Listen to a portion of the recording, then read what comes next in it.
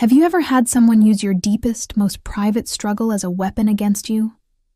Have you ever sat at a family dinner table while someone who's supposed to care about you deliberately tries to humiliate you in front of everyone you love? And have you ever witnessed a moment when someone you least expected became your fiercest defender?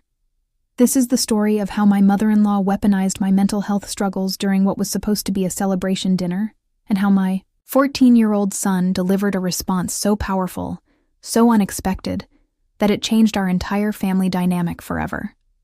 My name is Sarah. I'm 38 years old. And yes, I have struggled with depression. It's something I've been managing for years with therapy, medication, and the support of people who truly love me. But it's also something that my mother-in-law, Patricia, has never understood, never accepted, and apparently has always seen as a weakness she could exploit. What you're about to hear isn't just about a cruel comment at a dinner table. It's about how mental health stigma can tear families apart, how some people use your vulnerabilities against you, and how sometimes the most profound wisdom comes from the people you're supposed to be protecting, not the other way around. But before I tell you what my son said that night, the response that left Patricia speechless and made my husband finally see his mother for who she really is. You need to understand the battle I've been fighting, both with depression itself and with a mother-in-law who saw my struggles as proof that I wasn't good enough for her son. If you or someone you know has ever struggled with mental health stigma, especially within family relationships, please hit that subscribe button and ring the notification bell. These stories need to be shared because mental health awareness saves lives, and your support helps me continue bringing these important conversations to light. Also, smash that like button if you're ready to hear how a teenager's emotional intelligence completely schooled an adult who should have known better. My relationship with depression began long before I met my husband David, or his mother Patricia. I was first diagnosed with clinical depression when I was 22, during my senior year of college. What started as what I thought was normal stress from finals week turned into months of barely being able to get out of bed, of feeling like I was drowning in an ocean of numbness and despair. The diagnosis was both terrifying and relieving. Terrifying because it meant there was something wrong with me that might never fully go away. Relieving because it meant there was a name for what I was experiencing, and more importantly, there were ways to treat it. I started therapy with Dr. Martinez, a kind woman who helped me understand that depression isn't a character flaw or a sign of weakness. It's a medical condition, just like diabetes or heart disease. I learned coping strategies, went on antidepressants that helped stabilize my mood, and slowly built a support system of friends and family who understood that some days would be harder than others. By the time I met David 5 years later, I was in a good place.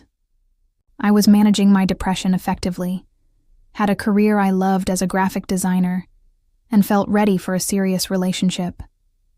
David and I met at a coffee shop. Cliché, I know. But there was something about his kindness, his sense of humor, and the way he listened when I talked that made me feel safe. Our relationship progressed naturally. We talked about everything: our dreams, our fears, our past relationships. And yes, I told him about my depression.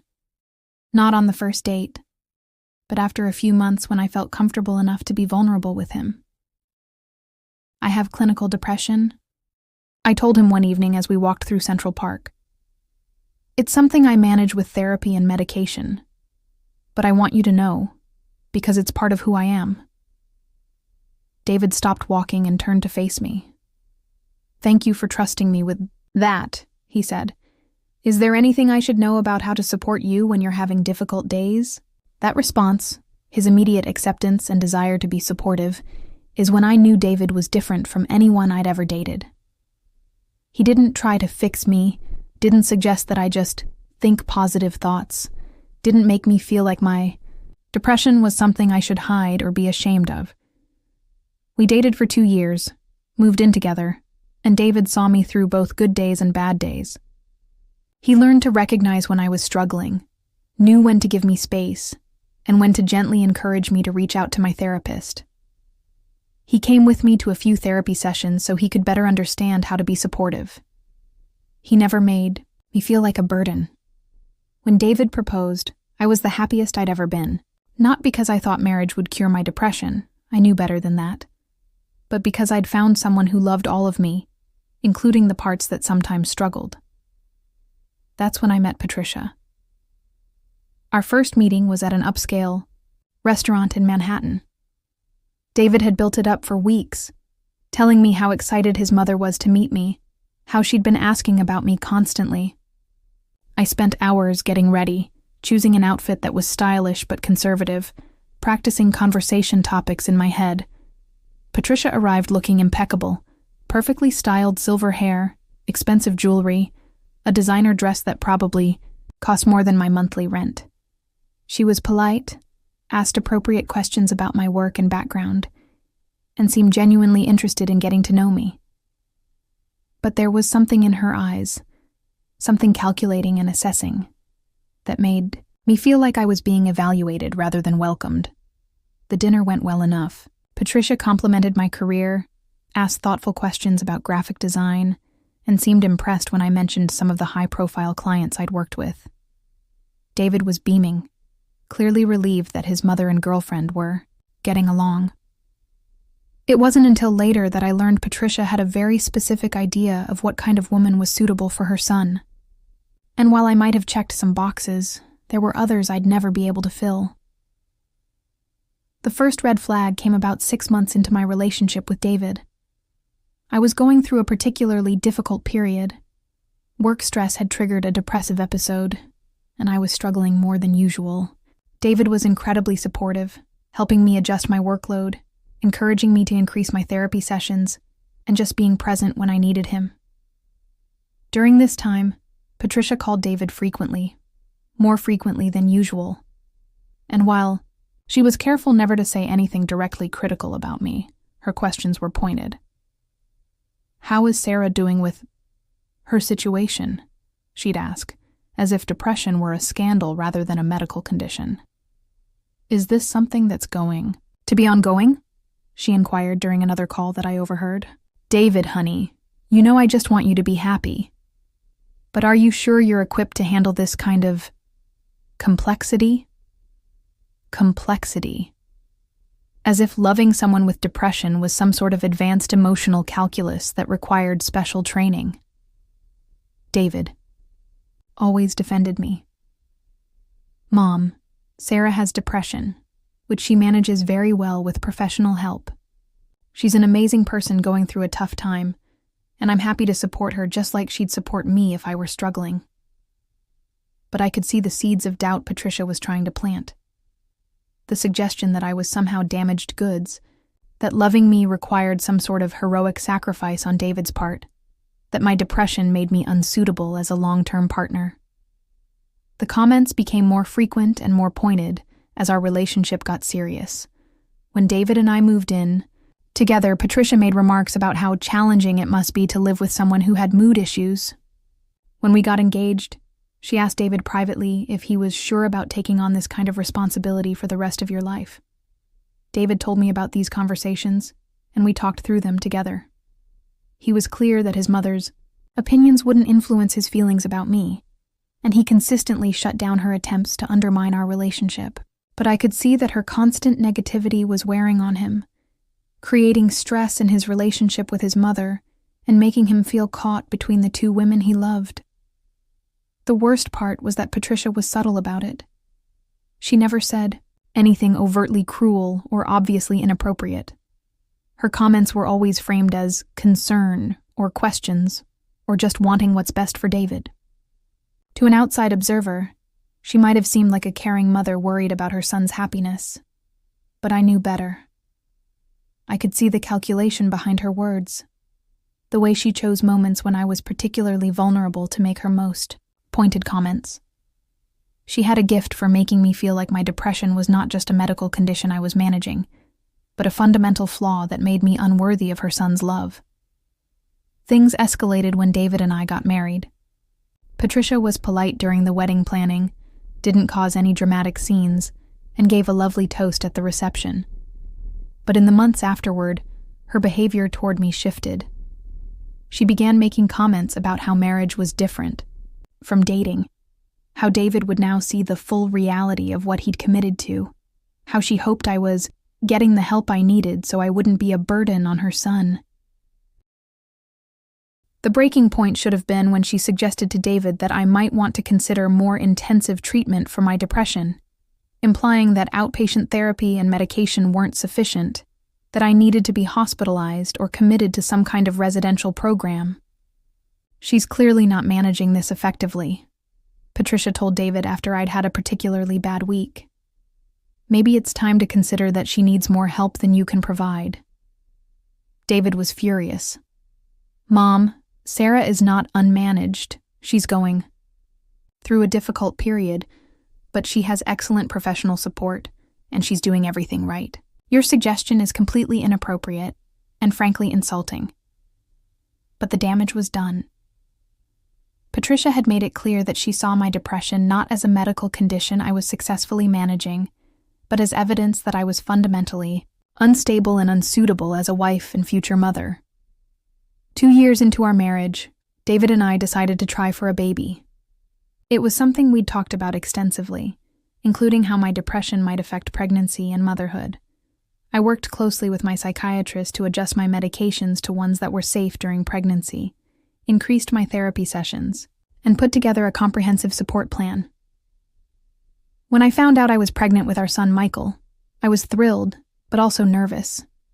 Pregnancy hormones can affect depression in unpredictable ways, and I wanted to be prepared for any challenges that might arise. Patricia's reaction to our pregnancy announcement was telling.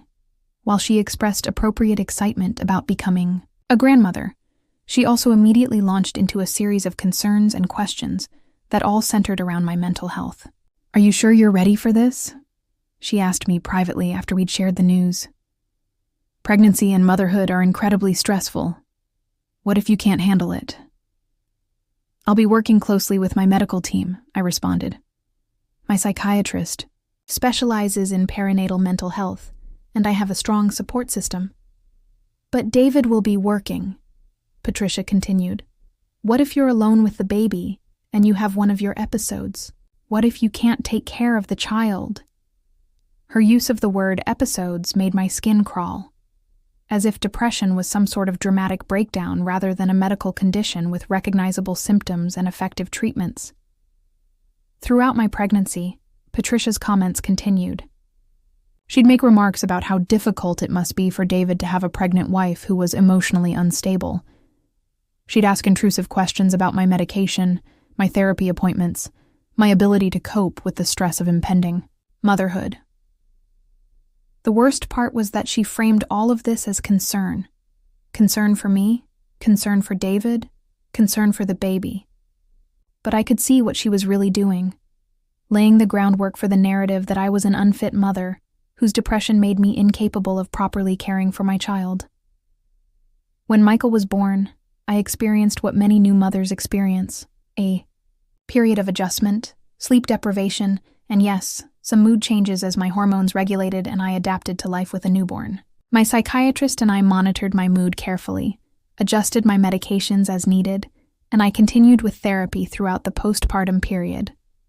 But to Patricia, any sign that I was struggling with the normal challenges of new motherhood was evidence that her worst fears were coming true.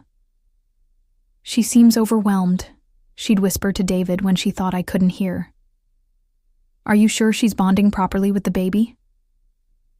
Maybe she should consider letting someone else watch Michael during the day," she suggested. "Someone more stable." "David, I'm worried about her ability to cope. What if she has a breakdown while she's alone with the baby?" These comments were devastating. Here I was, successfully managing both depression and new motherhood with professional support and a loving husband. And Patricia was treating me like I was one step away from a complete mental health crisis. The tragedy was that David was caught in the middle. He could see that I was doing well, that I was a loving and capable mother, that I was managing my depression effectively even during this major life transition. But his mother's constant concern and criticism was wearing on him, making him second-guess his own observations and worry unnecessarily about my mental health. Before I tell you about the night that changed everything, I want to remind you to hit that like button if this story is resonating with you. Mental health stigma within families is more common than people realize, and sharing these experiences helps break down harmful misconceptions. And definitely leave a comment below if you've ever dealt with family members who used your mental health struggles against you. Knowing we're not alone in these experiences can be incredibly healing. As Michael grew from a baby to a toddler, to a school-aged child, he became increasingly aware of the tension between his grandmother Patricia and me. Children are remarkably perceptive, and even though David and I tried to shield him from Patricia's comments, Michael began picking up on the undercurrents of disapproval and criticism. When Michael was around 6 years old, he started asking questions. "Mom, why does Grandma Patricia always ask if you're feeling okay?" he asked one day, after a particularly tense family gathering. "She's just concerned about me, sweetie," I explained, trying to keep my voice neutral. "But you seem fine to me," Michael said with the straightforward logic of a child. "You make me breakfast, you help with my homework, you play games with me. Why does she think something's wrong?" It was heartbreaking to realize that my 6-year-old had a better understanding of my capabilities as a mother than my mother-in-law did. As Michael got older, the questions became more sophisticated. He noticed that Patricia treated me differently from how she treated David, that she spoke to me in a particular tone that she didn't use with anyone else, that she seemed to be constantly evaluating my behavior and finding it lacking. "Grandma Patricia doesn't like you very much, does she?" Michael asked me directly when he was 10 years old. I was taken aback by his bluntness. "Why do you think that, honey?" "She's always watching you like you're going to do something wrong," he said. "And she asks Dad questions about you when she thinks you can't hear. She never asks questions about Dad to you." The fact that my 10-year-old had identified the dynamic that I'd been struggling with for years was both validating and heartbreaking. I didn't want Michael to grow up in an environment where he witnessed one family member consistently undermining another. David and I had many conversations about how to handle Patricia's behavior. He tried talking to his mother directly, explaining that her comments were hurtful and inappropriate, but Patricia always deflected. "I'm just concerned about Sarah's well-being," she'd say. "And about your happiness, David. I want what's best for everyone." "But your concern is coming across as criticism," David would respond. "Sarah is doing great. She's an amazing wife and mother. Your constant questions about her mental health are unnecessary and hurtful." Patricia would then shift tactics. "I'm sorry if I've given the wrong impression. I just want to make sure Sarah has all the support she needs. Mental health is so important." It was masterful manipulation. She'd frame her criticism as concern, her undermining as support, her attempts to isolate me as caring about my well-being. And because she never said anything explicitly cruel, it was difficult to call her out without seeming oversensitive. But Michael was watching all of this. He was learning about family dynamics, about how people treat each other, about what respect and disrespect look like. And he was forming his own opinions about his grandmother's behavior. By the time Michael turned 14, he had developed into a remarkably emotionally intelligent young man. He was perceptive, articulate, and had a strong sense of fairness and justice. He'd also become increasingly protective of me, though he tried to hide it. I'd notice him watching Patricia during family gatherings, paying attention to her tone when she spoke to me, stepping in to change the subject when her questions became too personal or pointed. He never said anything directly, but I could see that he was becoming his mother's defender in subtle ways. The stage was set for what would become the most significant family confrontation we'd ever experienced. In March of this year, I received news that changed my professional life dramatically. The graphic design agency where I'd been working for 8 years was acquired by a major international firm, and I was offered a position as creative director with a significant salary increase and the opportunity to lead projects for global brands. It was the kind of career breakthrough that most designers only dream of. The new position would involve travel, high-profile clients, and creative challenges that would push me to grow in ways I'd never imagined. It was validation of years of hard work, and proof that my depression had never interfered with my professional capabilities. David was incredibly proud and excited for me. "Sarah, this is amazing," he said when I told him the news. "You've worked so hard for this opportunity. I'm so proud of you." Michael was equally enthusiastic. "Mom, you're going to be in charge of designing for famous companies? That's so cool." Even my own family was thrilled. My parents called to congratulate me, my sister sent flowers, and my friends organized a celebration dinner. David suggested we share the news with his mother and invite her to celebrate with us. Despite all the tension over the years, he still hoped that Patricia might be able to genuinely celebrate my achievements and perhaps see me in a new light. "Let's take her to Maria," David suggested, naming one of the most elegant Italian restaurants in Manhattan.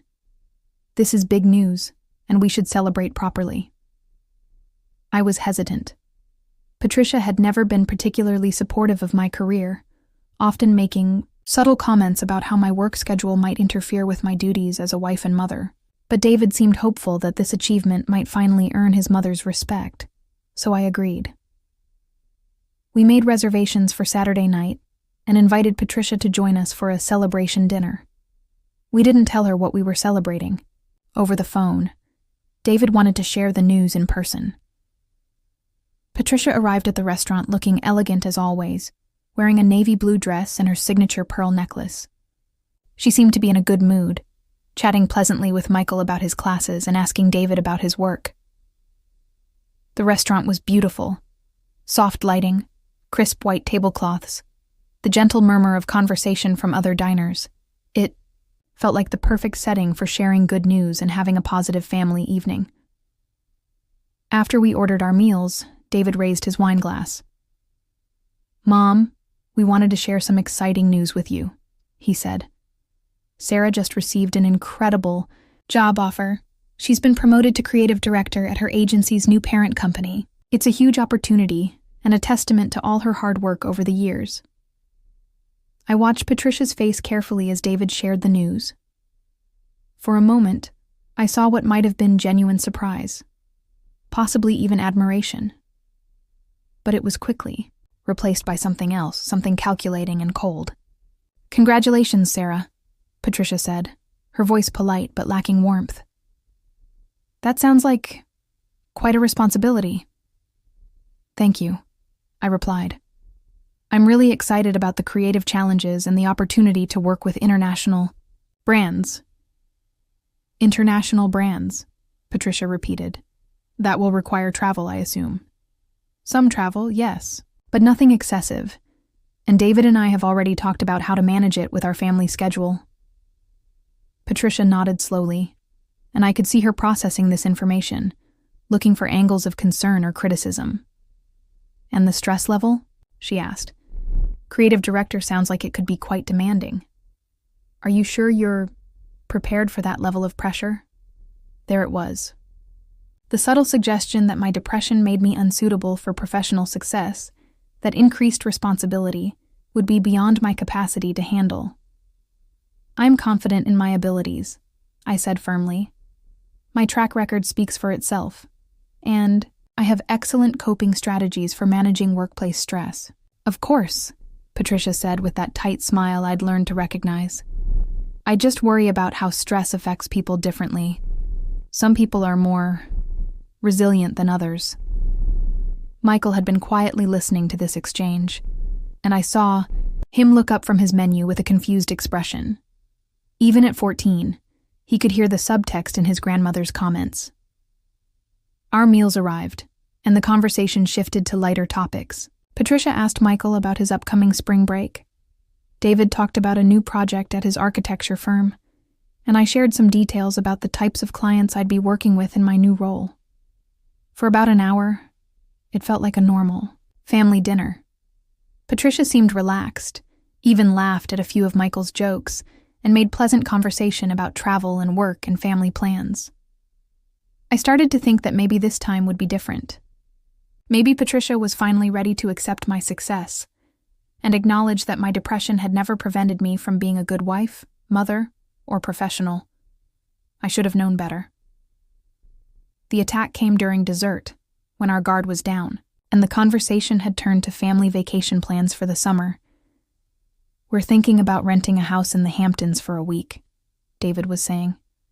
"Somewhere with a pool for Michael and close to the beach." "That sounds wonderful," Patricia said. "Family time is so important, especially when work gets demanding." She turned to me with what looked like a concerned expression. "Sarah, with your new position requiring so much travel and responsibility, you'll need to be extra careful about maintaining balance. Stress can trigger all sorts of complications."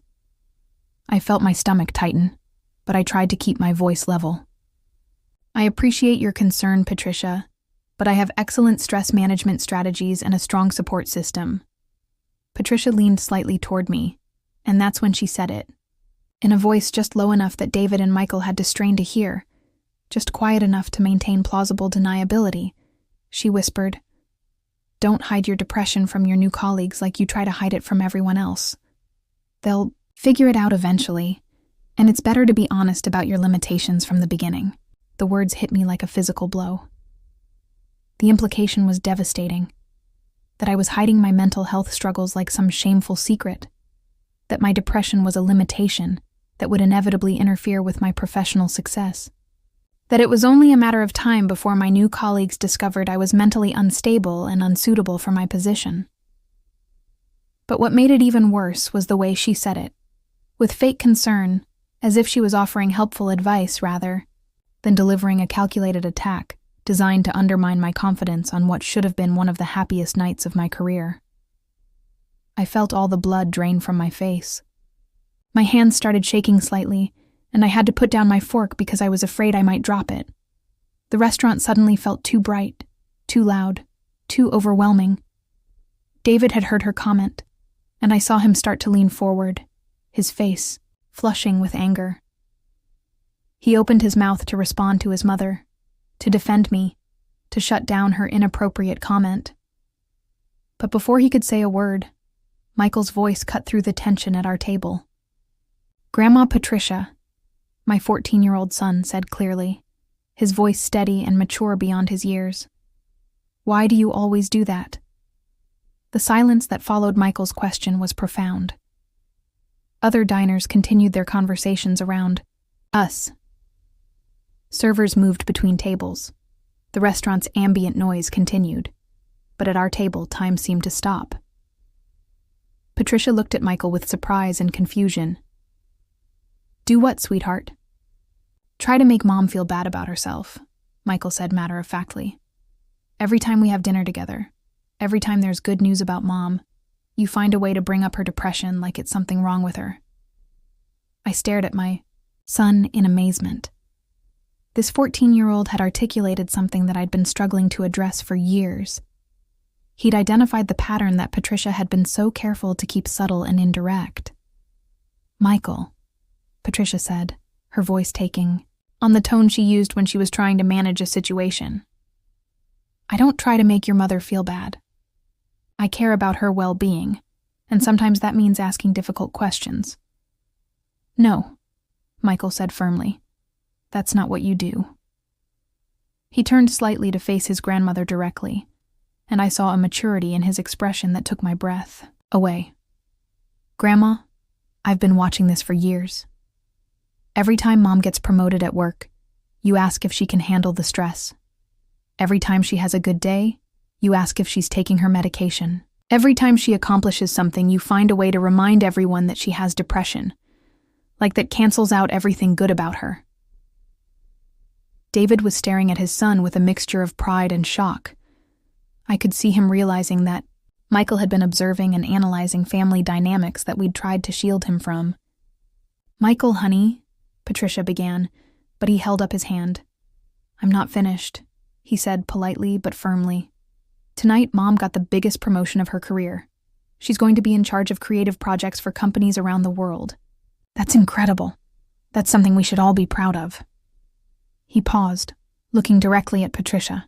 But instead of celebrating with her, instead of telling her how proud you are, instead of acknowledging how hard she's worked for this, the first thing you do is suggest that her depression is going to make her fail. The accuracy of his observation was stunning. Michael had identified exactly what Patricia had done and why it was so hurtful. That's not what Patricia tried to interrupt. Yes, it is, Michael said calmly. And it's not fair, and it's not okay, and I'm tired of watching it happen. He turned to look at me, and his expression softened. Mom, you have depression. So what? You also make me breakfast every morning, help me with my homework every night, and never miss any of my school events. You work hard at your job, you're good at what you do, and your boss thinks you're so talented that they gave you a huge promotion. My eyes were filling with tears, but they were tears of gratitude and amazement at this young man's wisdom. You take medication for depression the same way Dad takes medication for his high blood pressure, Michael continued. It's just something you manage. It doesn't make you weak or broken or incapable of doing amazing things. Patricia was sitting very still, her face pale and her expression unreadable. I could see her struggling to find a response to Michael's direct and articulate challenge to behavior she'd spent years perfecting and justifying. Michael, she said, finally, you're too young to understand the complexities of adult mental health issues. No, I'm not, Michael replied immediately. I'm old enough to see how you treat Mom differently from everyone else. I'm old enough to notice that you never ask Dad if his blood pressure medication affects his ability to do his job. I'm old enough to understand that depression is a medical condition that Mom manages successfully. David finally found his voice. Michael is right, Mom, he said quietly. What you just said to Sarah was completely inappropriate. She's receiving a major promotion, recognition for years of excellent work, and your response is to suggest that she should warn her new colleagues about her mental health status, like it's some kind of professional liability. Patricia's mask of concerned family member was starting to slip. David, I'm just trying to be realistic about the challenges Sarah might face. What challenges? Michael asked. Mom's had the same job for 8 years, and she's never missed a deadline. Never had problems with clients, never let her depression interfere with her work. Her boss promoted her because she's good at what she does, not because they don't know about her medical history. The logic of a 14-year-old was proving more powerful than years of adult attempts to address Patricia's behavior. Furthermore, Michael continued, and I almost smiled at his use of furthermore. Clearly he'd been paying attention in his English classes, even if Mom's depression did sometimes make work challenging. So what? Dad had to take time off last year when he hurt his back. You had to cancel plans when you had that heart procedure. Everyone has health issues sometimes. That's normal. Patricia was looking increasingly uncomfortable, realizing that her usual deflection strategies weren't working with someone who had spent years observing her behavior and was now calling her out directly. The difference is, Michael said, when Dad hurt his back, you brought him soup and asked how you could help. When you had your heart procedure, Mom visited you in the hospital and organized meal deliveries for a week. But when Mom has a hard day with her depression, you act like it's proof that she's not capable of being a good wife and mother. The truth of this observation hit everyone at the table. Patricia had indeed been supportive and caring when other family members faced health challenges. Her lack of empathy and understanding was specifically reserved for my mental health struggles. That's not, Patricia began, but her voice trailed off because we all knew Michael was absolutely right. David reached over and took my hand. Michael, I'm proud of you for speaking up, he said. And you're absolutely right about everything you've said. He turned to his mother, and his voice became firmer than I'd ever heard it when speaking to her. Mom, this has to stop.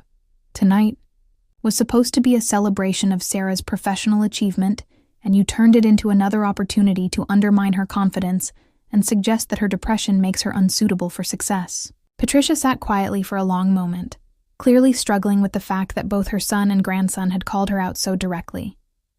When she finally spoke, Her voice had lost its usual confident authority. "I never meant to undermine Sarah," she said quietly. "I was just concerned—" "No," Michael interrupted, and his voice was gentle but firm. "Grandma, concerned is asking, how are you feeling? Or, is there anything I can do to help? What you do is remind everyone about Mom's depression whenever she has something good happen. Like you're trying to convince us that she doesn't deserve good things." The insight was devastating in its accuracy. Patricia had indeed been using my depression as a way to minimize my achievements and question my worthiness for happiness and success. "That's exactly what you do, Mom," David said, his voice heavy with realization. "Every promotion Sarah gets, every accomplishment, every good day, you find a way to bring up her mental health like it negates everything positive." Patricia's eyes were beginning to fill with tears, but I couldn't tell if they were tears of shame, frustration, or genuine remorse. "I raised you to be successful, David," she said finally. "I wanted you to have a partner who could match your achievements, who wouldn't hold him back." Michael's voice rose slightly, the first time he'd shown real anger during this conversation. "Grandma, how has Mom held Dad back? She's supported his career, managed our household, raised me, and built her own successful career.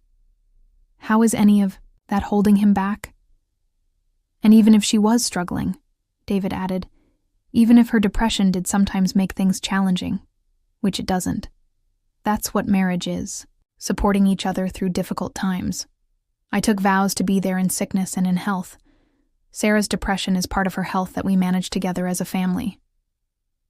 Patricia looked around the table at the three of us, her son, her grandson, and the daughter-in-law she'd spent years trying to undermine, and seemed to realize that she was completely alone in her perspective. "I don't know how to do this differently," she said finally, and for the first time, her voice sounded genuinely vulnerable rather than manipulative. Michael's response surprised all of us with its wisdom and compassion. "Grandma, it's actually really easy," he said gently. "When something good happens to someone you love, you celebrate with them. When someone you care about is struggling, you ask how you can help. You don't use their medical conditions as weapons against them." He paused, looking at his grandmother with an expression that was mature beyond his years. "Mom has depression, but that's just one thing about her. She's also funny and creative, and she makes the best pancakes in the world, and she's really good at her job, and she loves our family. The depression doesn't erase all the other things that make her amazing." Before I share how this story ends, I want to encourage you to hit that subscribe button if this conversation about mental health and family dynamics has been meaningful to you. Stories like this help break down stigma and show that mental health conditions don't define our worth or our capabilities. Also, leave a comment below sharing your own experiences with family members who learn to be more supportive. Sometimes, these stories inspire others to have difficult but necessary conversations. Patricia sat quietly for several minutes after Michael finished speaking. The restaurant continued buzzing around us, but our table remained in thoughtful silence. I watched as she processed what her grandson had said, and I could see something shifting in her expression. "You're right," she said finally, looking directly at Michael. "You're absolutely right about everything." She turned to me, and for the first time in all the years I'd known her, I saw genuine remorse in her eyes. "Sarah, I owe you the most sincere apology of my life," Patricia said, her voice shaking slightly. "Michael is right. I have been using your depression as a weapon against you, and that's inexcusable." I felt tears starting to flow, but for the first time in years, they weren't tears of hurt or frustration. They were tears of relief. "I was so afraid," Patricia continued. "Afraid that David had chosen someone who would struggle, someone who might not be able to give him the stability I thought he deserved. But I was looking at your depression as if it was your entire identity, instead of seeing it as just one aspect of who you are." She paused, wiping her own eyes with her napkin. "The truth is, Watching you succeed despite the challenges you face should have made me proud. Instead, I let my fears turn me into someone cruel, someone who tried to make you feel small whenever you achieved something great. David reached across the table and took his mother's hand. Mom, we all want what's best for each other. But what's best for Sarah is support and understanding, not constant questioning of her capabilities. Patricia nodded. Tonight should have been about celebrating your incredible achievement, Sarah.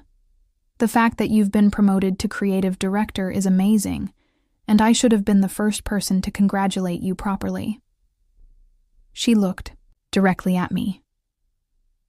You are an exceptional mother, wife, and professional.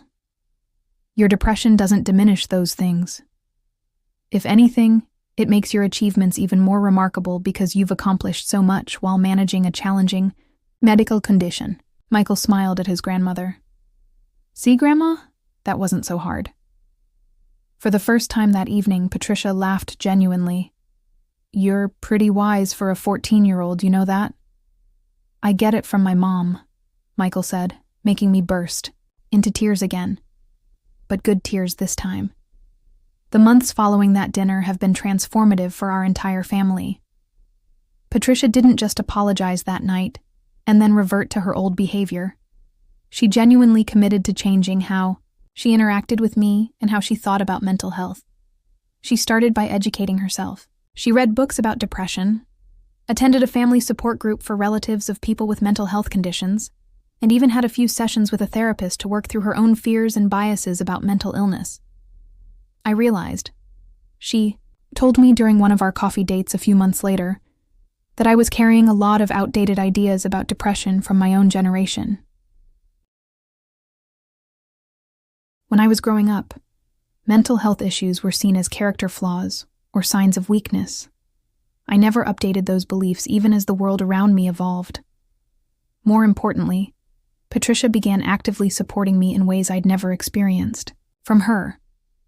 When I started my new position and had to travel for client meetings, she offered to help with Michael's schedule. When I mentioned feeling stressed about a particularly challenging project, she asked what she could do to help, rather than questioning whether I could handle it. The change in our family dynamic has been remarkable. David no longer feels caught between his mother and me.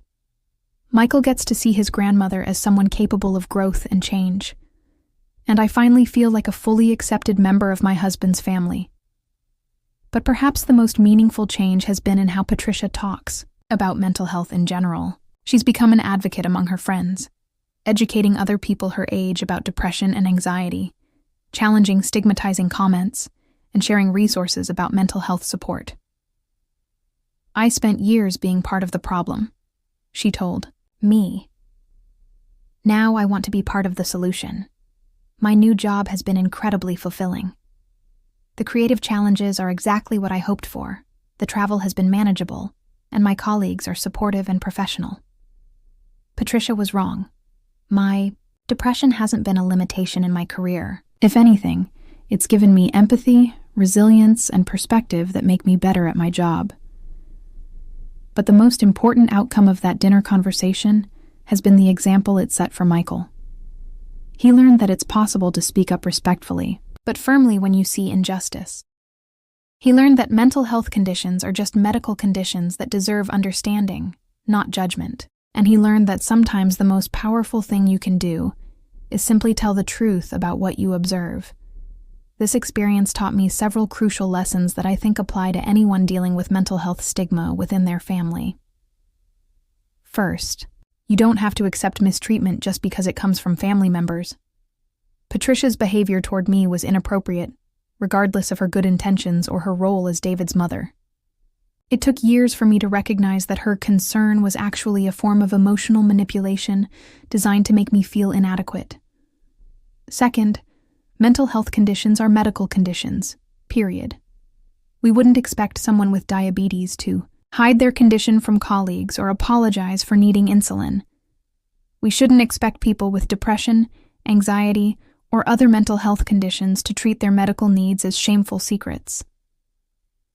Third, Children are often much more perceptive than we give them credit for. Michael had been observing and understanding Patricia's behavior for years, even when the adults around him were still trying to make excuses for it. His clarity and honesty cut through years of complicated family dynamics in a way that adult diplomacy had failed to achieve. Fourth, education and understanding can change even deeply held prejudices. Patricia's transformation didn't happen overnight, but her willingness to learn and grow shows that it's never too late for people to examine their biases and commit to doing better. Finally, the most powerful advocacy sometimes comes from unexpected sources. It wasn't my husband's defense of me, or my own attempts to stand up for myself, that finally changed Patricia's behavior.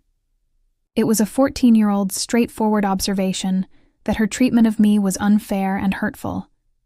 If you're dealing with family members who don't understand or support your mental health journey, know that their lack of understanding doesn't reflect your worth or your capabilities. You deserve support, respect, and celebration of your achievements, regardless of any medical conditions you might be managing. And if you're someone who has struggled to understand a family member's mental health challenges, I hope Patricia's story shows that it's never too late to learn, grow, and become a more supportive presence in their life. Looking back on that night at the restaurant, I'm amazed at how one conversation changed everything. What started as a celebration dinner that turned into another painful encounter with mental health stigma became the catalyst for genuine family healing and growth. Michael is now 15, and he continues to amaze me with his emotional intelligence and his commitment to fairness and justice. He's become an advocate for mental health awareness at his school, and he's never hesitated to speak up when he sees someone being treated unfairly. Patricia and I have a relationship I never thought possible. She's not just tolerating me as her son's wife, she's actively supporting me as her daughter-in-law and celebrating my successes without reservation. When I received an industry award for one of my campaigns last month, she was the first person to call with congratulations. David tells me regularly how proud he is of our family's ability to work through such a difficult dynamic and come out stronger on the other side. As for my depression, it's still part of my life, just as it always has been. Some days are harder than others, and I continue to manage it with therapy, medication, and the support of people who love me. But it no longer feels like a secret I need to hide or a limitation that defines my capabilities. The promotion has opened doors to opportunities I never imagined, and I'm thriving in ways that have nothing to do with my mental health status and everything to do with my skills, creativity, and dedication to my work. Most importantly, I've learned that the people who truly love you will support you through both your struggles and your successes. They won't use your vulnerabilities against you, and they won't minimize your achievements because of your medical conditions. And sometimes, when you least expect it, a 14-year-old will say exactly what needs to be said to change everything.